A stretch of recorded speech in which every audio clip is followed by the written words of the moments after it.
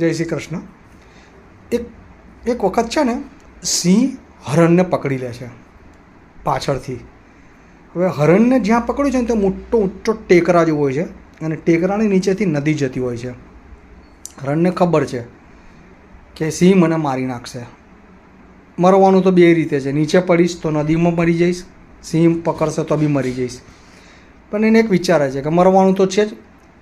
હરણ કૂદી પડે છે સિંહને લઈને નદીની અંદર. જેવું પડે છે નદીની અંદર ભયંકર પાણી આવતું હોય છે, સિંહ ડૂબી જાય છે, હરણ તરીને નીકળી જાય છે. આ સ્ટોરીનેથી એક દ્રષ્ટાંત આપું છું કે ઘણી વખત સિચ્યુએશન બે હોય છે, ડુ ઓર ડાય, કરો અથવા મરો.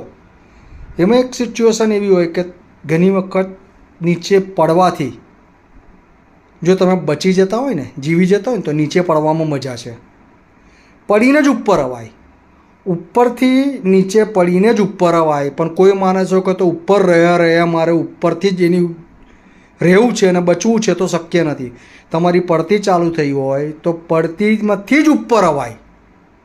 સમજી ગયા?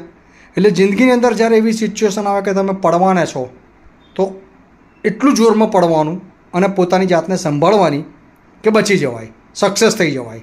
જેવી રીતે હરણ નીચે પડ્યું, પાણીમાં પડ્યું, તરતા આવડતું તો બહાર નીકળી ગયું, સિંહ ડૂબી ગયો.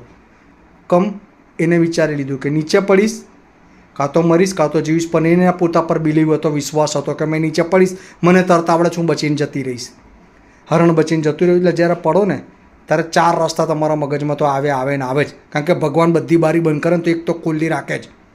બરાબર? મારો દ્રષ્ટાંત એ પૂરો થાય છે. મારો દ્રષ્ટાંત ગમ્યો હોય તો લાઇક, શેર ને સબસ્ક્રાઈબ કરજો. જય શ્રી કૃષ્ણ.